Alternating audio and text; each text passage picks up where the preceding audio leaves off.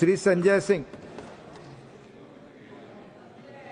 बात मान्यवर मणिपुर का विषय, मुझे याद है कि जब मैंने इस पर अपना विरोध दर्ज कराया था तो मुझे लगता है कि हिंदुस्तान के संसदीय इतिहास में जब से संसद बनी है, कोई सदस्य अगर सबसे लंबे समय तक निलंबित रहा है तो वो मैं रहा हूं, क्योंकि मैंने मणिपुर का मुद्दा उठाने का एक प्रयास किया था।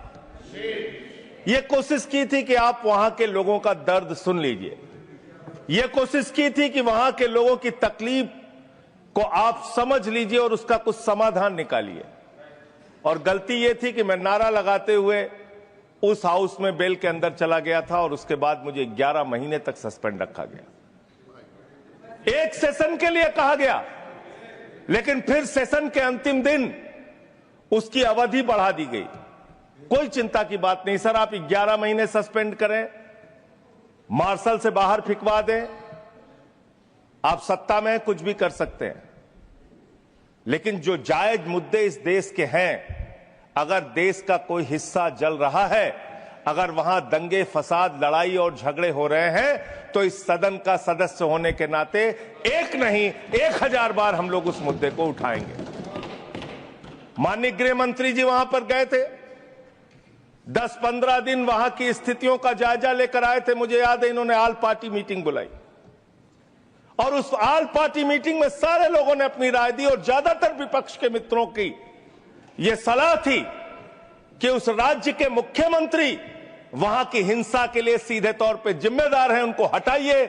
जब तक वो रहेंगे तब तक वहां पे शांति की बहाली नहीं हो सकती। यह एक तरफा सुझाव था सारे विपक्ष के लोगों की तरफ से। मैं उस मीटिंग में मौजूद था मान्यवर। ये बार बार हमने कहा कि अगर हिंसा कराने वाले के हाथ में ही राज्य की बागडोर रहेगी तो किसी भी हालत में वहां पे शांति की बहाली नहीं हो सकती। कुकीज और मैतीस का झगड़ा, उनके बीच में शांति का प्रयास वो व्यक्ति कर सकता है जो शांति की मंशा रखता हो। ऐसे ऐसे दृश्य मणिपुर ने देखे, ऐसी ऐसी वारदातें देखी। चर्च जलाए गए मान्यवर, मंदिर जलाए गए मान्यवर, हत्याएं हुई लोगों की, घर जलाए गए लोगों के। और इतना ही नहीं मान्यवर, शर्म उस दिन सबसे ज्यादा पूरे हिंदुस्तान को आई, लोगों का सिर शर्म से झुक गया जब एक कारगिल योद्धा की पत्नी को निर्वस्त्र करके घुमाया गया।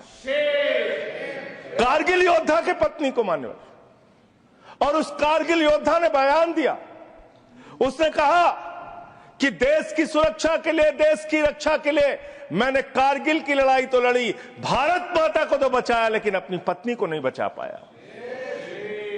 यह क्या हम सबके लिए शर्मिंदगी का विषय नहीं है? यह क्या हम सबके लिए पीड़ा का विषय नहीं है? यह क्या हम सबके लिए दुख का विषय नहीं है? हमने क्या किया उनके साथ? भारत के प्रधानमंत्री 2 वर्षों में मात्र 36 सेकंड के लिए बोलते हैं मान्यवर। 36 सेकंड इसी पार्लियामेंट में 36 सेकंड के लिए प्रधानमंत्री जी ने मणिपुर के ऊपर अपनी बात कही थी, संवेदना जताई थी। कहीं उन्होंने कोई मणिपुर के बारे में बात करना भी उचित नहीं समझा। जाना तो बहुत दूर की बात है, जाना तो बहुत दूर की बात है। 2 साल में आपको अमेरिका जाने की फुर्सत है, आपको दुबई जाने की फुर्सत है, आपको कतर जाने की फुर्सत है, आपको दुनिया के तमाम मंगोलिया जैसे देश में आपको जाने की फुर्सत है, हर जगह जाने की फुर्सत है। आपको मणिपुर जाने की फुर्सत नहीं। इसका क्या जस्टिफिकेशन आप मणिपुर के लोगों को देंगे? इसका क्या कारण आप मणिपुर के लोगों को बताना चाहते हैं?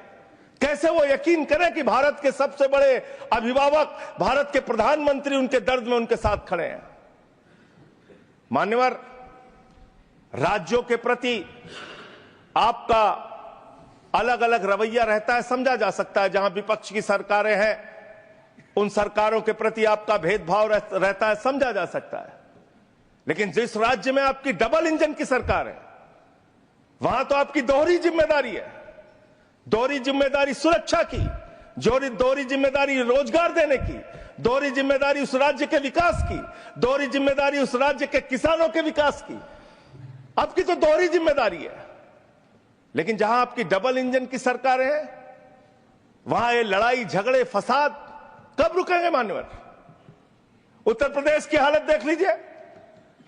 कोई त्योहार आता है, होली आए तो 10 दिन पहले से बवाल शुरू, दिवाली आए तो 10 दिन पहले से बवाल शुरू, रामनवमी आए तो 10 दिन पहले से बवाल शुरू, ईद आए तो 10 दिन पहले से बवाल शुरू। इससे क्या हासिल कर लेंगे आप? क्या मिल जाएगा?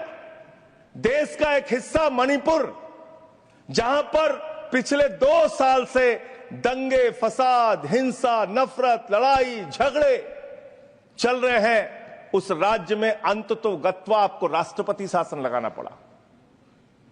और मुझे तो लगता है आपको तब लगाना पड़ा और आपको तब समझ में आया जब 2024 में 2 की दोनों सीटें आप लोकसभा की वहां पर हार गए, तब आपको लगा कि नहीं, अब कुछ सुधार करने की जरूरत है, अब शायद कोई राजनीतिक सत्ता के परिवर्तन की जरूरत है। तब आपने अपने मुख्यमंत्री को वहां से हटाया, जो सारे अपराधों के लिए सीधे तौर पर जिम्मेदार था। उस मीटिंग में भी हम लोगों ने कहा था, आज फिर आपके सामने दोहरा रहा हूं मान्यवर। और इसलिए मैं आपसे सिर्फ इतना कहना चाहता हूं आपके माध्यम से, माननीय गृह मंत्री जी यहां पर हैं, बस अंतिम बात कह के खत्म करता हूं। आपने राष्ट्रपति शासन लगाया है, वहां के लोगों का विश्वास जीतिए और चुनावी प्रक्रिया में, लोकतांत्रिक प्रक्रिया में एक आपसी भाईचारा और सहमति जो 2 समुदायों के बीच में पिछले 2 साल से बिगड़ी हुई है, उसको बहाल करने की, बनाने की कोशिश कीजिए और चुनाव की प्रक्रिया में जाइए, लोकतंत्र की वहां पे बहाली कीजिए। बहुत बहुत धन्यवाद। निरंजन विसी।